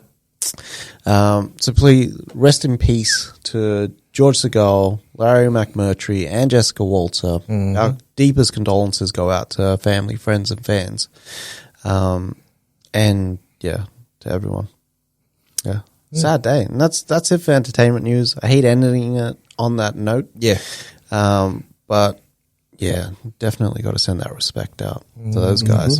Got to give them their flowers, man. Have to. Yeah. All right. That's all the news that we have this week. Whatcha Watch fellas. there. All right. Let's break it down, because we had it was two. We got to talk Falcon and the Winter Soldier. Yeah. First 2 episodes there. So far, I can't find anything wrong with this show. I can't fault it, man. I cannot fault it. The pacing's there, Yeah. the acting's there, the chemistry's there. Everything is there. I like where they're going with Bucky's character. Yeah. So in that first episode, that therapy that he's attending. I like that Bucky and Sam aren't working together currently. Yeah. Like they kind of needed space after. That Sam's got a lot of shit on his plate with his family and trying to sort of get a loan to salvage their business and kind of take them to the next level, because his sister in New Orleans has been struggling a lot. I like what they're doing, building up the personal side. Yeah. The action sequences are fucking nuts. Just unreal. Like that was a big budget. That was a movie sequence, how they introduced Sam. Yeah. Like the Falcon's chase. Which is nearly 5-6 minutes. Yeah. And it's massive. Yeah. Because it goes from the plane to another plane. Yeah. To the fucking chase through the rocks. Yep. To then To a helicopter. to another helicopter. And Two then, helicopters. yeah, out of that first one into another one. Yeah. George St. Pierre. Yeah. GSP. You Doing want his the thing. Yeah. Batroc the Leaper. Yeah. I always think Batroc the Raper for some reason. Baltoc the Raper. That's it from Borat. Yeah. That's it. And then I like the angle with Bucky's PTSD. And him reliving those moments and the guilt that he's kind of feeling now. Yeah. And then like crazily keeping that relationship with that old man, and he killed his son. Killed his son. Yeah. And I think that's the arc that'll pay off in the last episode. Yeah. Because so at the end of the first episode, we get to see the new Captain America. Yeah. Sam doesn't want the shield. He gives it to the The Smithsonian. yeah. To add to their collection. And then we see at the end of the episode the new Captain America, which is played by Wyatt Russell. Yeah. And then we kind of spend more time in the second episode with the new Captain America, setting him up and what sort of person he is and stuff. It's actually pretty good with that shield. He is quite good. Yeah. Only thing that's missing is super soldier serum. That's it. And then we find out that those, what is it? Tree splitters? The flag smashers. Flag smashers. I was going to say face sitters. They're actually like juiced up with that super soldier serum. Yeah. Which, like, they completely overpowered Bucky, Sam, what's his name? Battlestar. Yeah, Battlestar. Battlestar? and Captain America. Yeah. But the action sequences were crazy. They're unreal. Under the trucks, everything. The pacing in the show's nuts. It's too fast. I want more. Yeah. Yeah. We also find out that Steve wasn't the first super soldier. No. I also like this angle as well. That was, for me, was unreal. Like, I didn't expect it, didn't see it coming. No. Because the way that they played it out was he was normal. Like, he didn't have any, like, he was just a soldier. He was just a soldier. But then when they talk about, like, I took half your arm. Yeah. I was like, whoa. Yeah. Like, what's going on here? Yeah. Yeah. And then, like, he throws that that container into the wall. Yeah. It was crazy. Yeah. But the fact that, like, you know, they obviously couldn't use him, right, back in the day as the face of the army. Yeah. Because he was, a man of color. And sent him to jail. And sent him to jail. All right. So directly after that scene, we kind of we get an insight into the movement that kind of happened in 2020 with Black Lives Matter, right? And the treatment of Sam and thinking that he was assaulting Bucky. How do you guys feel about that? I kind of felt like it was shoehorned in there a little bit. Yeah. And it didn't feel right to me. The way that they kind of did it. It felt like, okay, this is current events. We're going to chuck it in there. Yeah. Which I kind of feel they could have if they kind of did it more subtly. Yeah. It did and it didn't for me, right? So, like, I understand that. I get that. And why you'd want to put that in there because of that, but that's real shit that happens every day, B. I know, but just in terms of had to be in a Marvel show. You know what I mean? Yeah. Like it felt a little bit out of place for me. What are your thoughts there, Beatty? Trying to think about it now. At the time, I felt angry when I was watching it, but I think you're right in saying that maybe they did try and force it in there. But at the same time, I'm thinking, what if there is a payoff somewhere later on in these 6 episodes about it? And this is like another barrier between Sam and the Winter Soldier. Always forget it. Bucky is his name. Yeah. Yeah. You can't call me Bucky. But yeah, I'm really enjoying the show so far. Yeah. The comedy is spot on in this. Their chemistry is really good. The fucking look at him, goes to Wakanda once. White Panther. White Wolf, actually. What? It was crazy that he didn't kind of know, like he was the White Wolf. He wouldn't have. True. What's his face had to go get him. It's time for this. What's his face? Oh yeah. When it was sad actually seeing that in the little intro that they had for it. Yeah. Yeah. So this episode 2, ended off with Zemo. Yeah. So it seems like the boys are gonna go. They're gonna go talk to old Baron. Yeah. Yeah. What do you reckon? He says the words again. And that's how he breaks out of prison? Yeah. That'd be so cool. But then at the same time, they did that in Civil War. Already. Yeah. I kind of felt like watching Civil War. I did. After that, I was like, do I watch it? Do I watch it? Don't make me do it. No, I'm not watching it. I put on Justice League. Which is a good segue. Justice League came out Finally after here. 4 years of do I Is stick it? him? Do I stab him? Yeah. yeah. Fucking slice Harry some Connick Jr. Mans was going to be Gambit back in the day.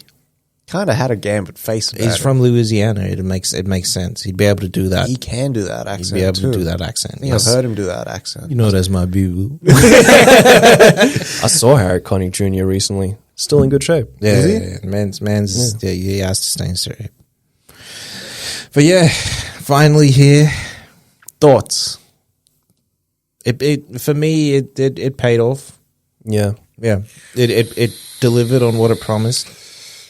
Is it overbloated, in your opinion? Yes, I think there's some stuff that you can take out.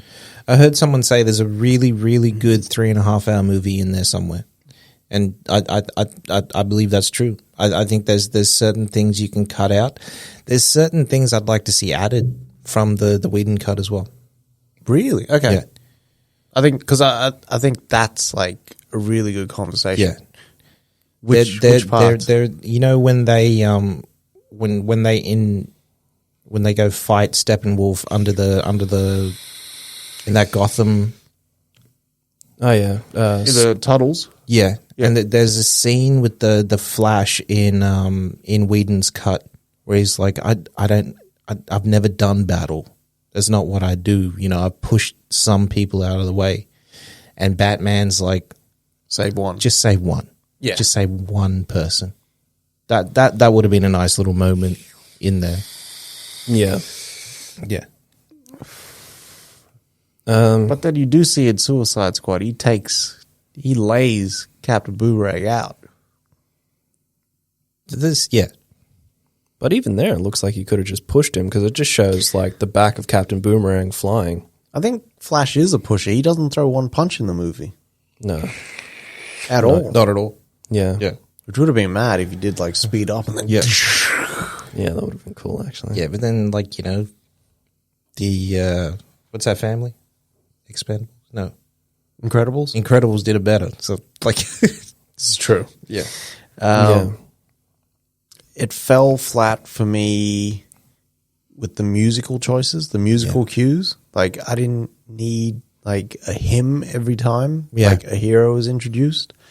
Especially Aquaman's one. Like I didn't like the he's the king of time. Yeah. Like it just Kim Dundee. it stayed on that a bit too long for me. Yeah. I loved the photography in the movie is fucking crazy. I love the scene of just the water and his face and the water coming off his face and everything. But you know what's always funny for me is that when the waves hit, right, and Yeah. they converge, and then you just see his boots all like he just left them there. He just pounced out of his boots. It's like Chappelle. I know. I really enjoyed the pacing on the movie. For a 4-hour movie, It does pretty well. does quite well. It keeps me interested, man. Everything of cyborgs Beautiful. should never be cut. Yeah, absolutely beautiful. I don't know how Whedon looked at that and then went, you know what? We don't need this storyline at all. Yeah. Like, I don't know how the studio looked at that and said, this isn't powerful Yeah. and it's not strong enough to be in the theatrical cut. I almost think like, why did they even do reshoots? Yeah. Like what did they, I know what we've seen in Whedon's, but like, what did they need that wasn't told in Snyder's footage? Exactly. I I think you tweeted out that scene where he's in the car with his in the mother car with his right mum. before the accident. Yeah. And they're talking about the father and he turns away to cry. Yeah.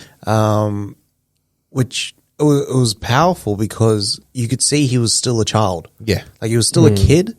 And it wasn't like I'm adult cyborg sitting. Yeah. You know what I mean? I'm a grown ass man in this car with you. Yeah. Like he was still a child and that was the main sort of conflict that he had. Yeah. Was that he had the love from his father, from his mother.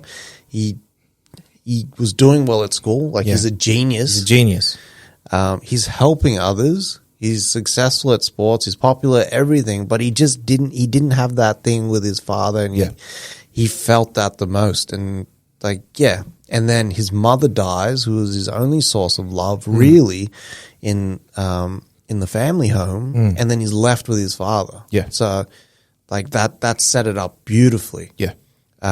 Whereas in the Whedon cut, he just like comes home and Cyborg's bitchy, you know what I mean? Yeah. Like, how dare you save my life? I know. Yeah. But had they laid the groundwork for that in Whedon's cut, there's a lot of things in the Snyder cut where everything that kind of happens with the characters pays off in an arc at the end of the movie. Everything felt earned. Yeah. Like, I didn't feel like Flash should be in the Justice League at the end of Whedon's cut. No. He didn't earn his spot. All he did was run. Yeah. You know what I mean? And he was comedic relief. Like, they wouldn't keep him around just to sort of like, Yeah. get him to shout brunch all the time. But at the end of this, like, you see him, pull time back. Which was that unreal. sequence where everything's kind of coming back together after being destroyed. Yeah. Like, why would you cut that out? Yeah. And that footage was in the original trailer. Yeah, it was there. We saw it. Like, you seen him sort of do the turnaround and kind of look back.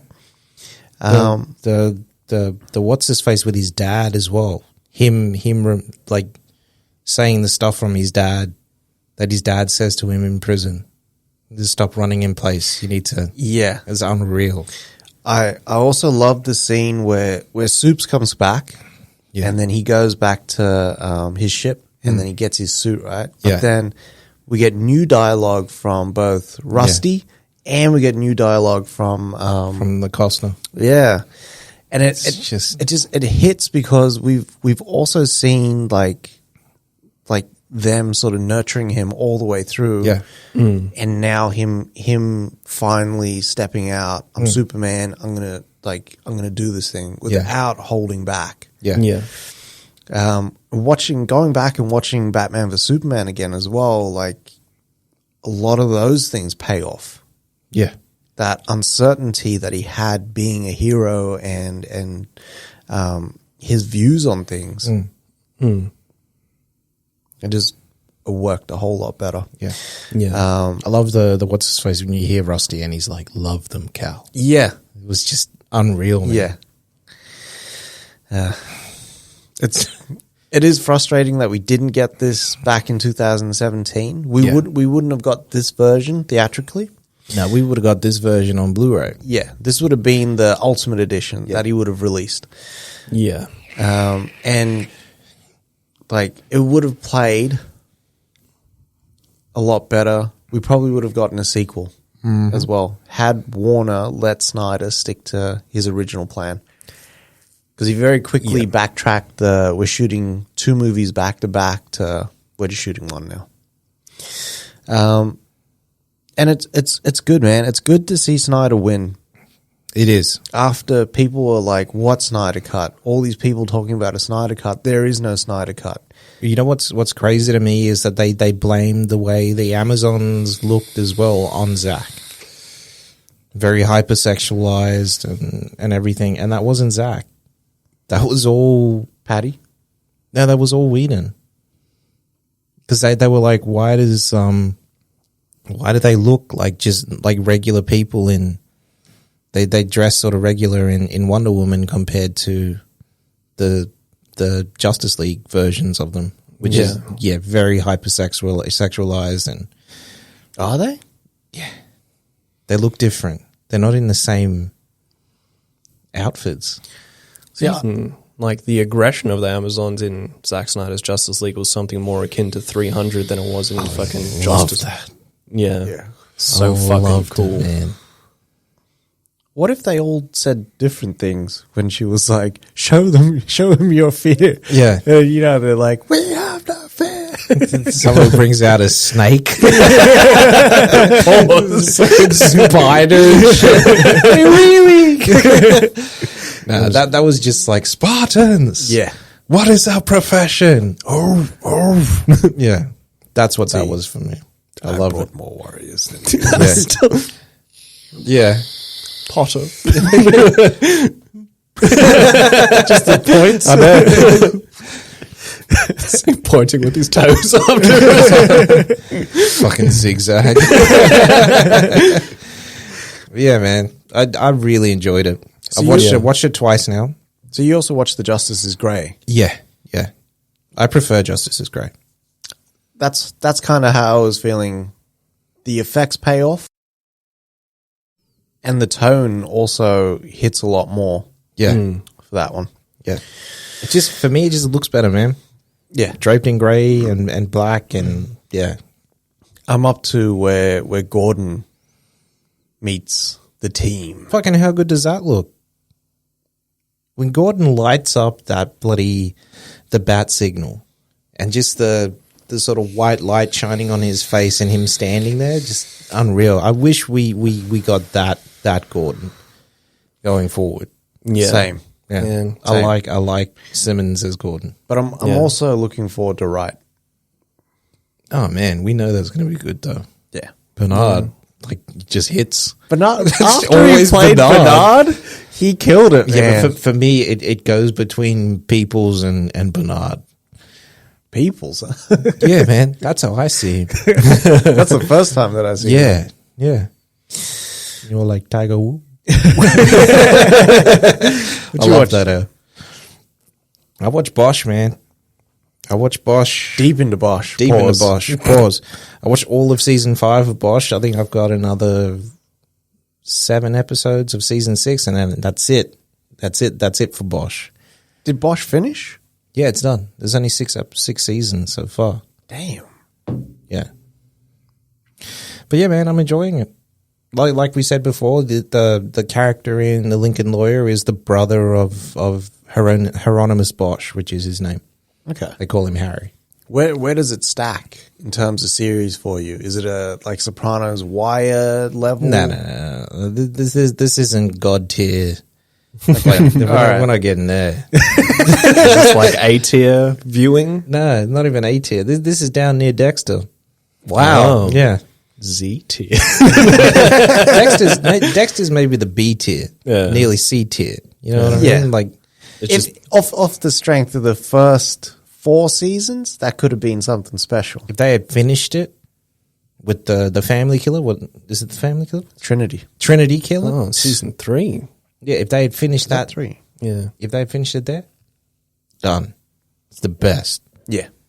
And just ended like that, history repeating itself, it's set. Once they started to do that friggin' Brazzers stepbrother shit, it was just man. out the window It for was me. like, Yeah. why was that even in there? Because in one episode it's there, and then the next episode it's gone. Like, it's dumb shit, man. That's just lazy writing. Do you reckon that's where all these pornos got the idea from? There is a Dexter porno out there. Badly. Fucking serial driller.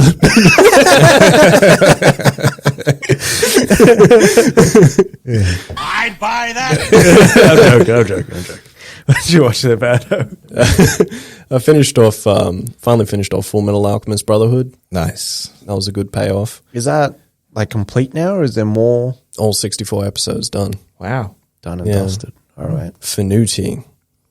But I started watching Jujutsu Kaisen on Tuesday. Yeah. And there's only like 23 episodes, and I fucking ate it up, Pause. It was really fucking good. I was talking to Adrian about it, and I was like, this might be the best adaptation of a Shonen Jump manga that we've seen in fucking years. For real? Yeah, it's really good. The action's good. Fucking the violence is unreal as well. Really? But the story is really good as well. I like this. Gotta add that violence. You see this dude, he fucking thingies himself, punches his hand into his chest and rips his own heart out. That's next level shit. That is wild. I just saw that scene from Analyze This. And I bring the milk, and the milk is black. That's fucking weird. Jelly, get out of here! Get out of here! So I watched Cherry. How was the old cherry? So I was really looking forward to it, had like all the right ingredients. Russo brothers there, Tom Holland's there. Yep. It's R-rated. It's R-rated. Hawk from The Revenant's in there. His son that dies. Yeah. He's in there. And then it just fell flat. Really? Yeah. It doesn't pay off. It's almost a really painful movie to watch, but not because it deals with PTSD, it deals with drug abuse, but it's not the same as like a Requiem for a Dream. Nothing's on that level. Whereas that kind of, it's hard hitting, but you watch it, it's enjoyable, and Yeah. you're kind of there, even though it's painful to watch. It's a fucking horror movie. Yeah. Whereas this, it kind of like, I think because it moves around so much, it's hard to kind of get a read on the tone. Does it jump between like young Holland and old Holland? Yeah. Okay. And it's breaking the fourth wall. It's doing a lot. And I think You're doing too much, man. and I think in that it kind of loses its own identity. So I wanted to enjoy it. I really did like sort of show out for Cherry, but it just wasn't there. I watched I needed like some palate cleansers. So I watched 7 Days in Hell, which is the Andy Samberg and Kit Harington tennis match that goes on for 7 days. Fucking hell. We good? It's hilarious, man. At one point, Sandberg, like there's this female streaker that comes onto the court, and then Sandberg just like gets it on with this chick on the court, and the funny thing is you don't see much of it, but it's just everyone else's recollection. And then there's one person that's like, and he just went down on her for like 5 hours. Kit Harington was good in this as well. He plays like this dumb sort of like brainwashed tennis player. Yeah. But there's heaps of people in this. Like, Shit. yeah, heaps of people. I watched Unearthed and Untold, the Path to Pet Cemetery. So this is the Pet Cemetery documentary. Okay. So I don't know if you guys knew, but Stephen King wrote this, right? And then Mary Lambert directed. Which was like, it was really good to kind of see her in that. But because it was King's property, he wrote it, he kind of had a little bit of control and sway on the movie. So everyone else was saying, hey, it's a Stephen King property, but for some reason they shoot in LA for everything when it's set in Maine. So he moved that whole fucking production to Maine. Jesus. It was harder to get out there. It was harder to get supplies. Everything was harder. But because he's from Maine, everything, like, he kind of set it up there, which brought heaps of jobs. There was one point where they were like, we need 500 extras. Jesus. So people from the neighborhood were just in there and stuff. It was a good thing that he did, though. Yeah. It's a good thing. But this is a good documentary. It's 90 minutes. Put on for his city, man. Yeah. Yeah. You got to Like do that. I'm going to do that. Fuck yeah, man. I live in the best city in the world. Sydney. But I'm going to break it down even to suburb. I want to do something in Oatley there. Where my Oatley homies. The Oatley Oaks. You know what I mean? And then I checked out the Batman vs. Superman remastered edition. So How was that? it is fucking crazy. It's really good. The IMAX scenes look unbelievable. Sure. That was the one thing that we didn't touch on in Justice League, the aspect ratio. What's your guys' thoughts on it? After a while, I just didn't notice it. But were you like, I like it, or were you like, meh? I liked it. For me, I thought it was fine. It worked better in the grey version. Really? The aspect ratio? That's what I'm finding too, because the highlights pop more. But I actually think that, I know this is weird and it's 4:3 and we're so used to seeing widescreen, but it kept my attention here, Yeah. in the middle. I wasn't looking No. over everything. That's what I like. Yeah. I could see the whole frame of the film. Yeah. I enjoyed it. I Did can't you wait. notice? Did you notice the new colors and whatnot? I did. Yeah. It does look better. Yeah. It looks richer and not as washed out. A lot of the time, because of how he shot, like the aspect ratio as well in BVS, the colors were muted because of the grain. Because now they had blown the shot up, so it was grainy, and it didn't have the proper cleanup on it. But in this, it does. But overall, throughout the movie, like it looks really good. I'm gonna check it out, man. Check it; it's worth it, and it flew as well. It's weird. You watch Justice League and it's 4 hours, and this just flies by. Yeah, but I don't know if I wait for the Blu-ray or what do I do? I would wait for the Blu-ray. Yeah, that's what I'm gonna do then. Yeah, That's it. It's a wrap on the week. It is good to be back. Yeah. Yes, sir. Big shout out to our YouTube supporters, our Spotify, Apple Podcasts, Deezer, Google Podcasts, Spreaker. let us know if you want us to jump on Twitch and do this live. Yeah, let us know if you want to jump on Twitch. We'll jump on Twitch. Twitch it up with you. Massive thanks. Please take care of yourselves. Love yourself. Love movies. And wash your ass. I'll be back. Just when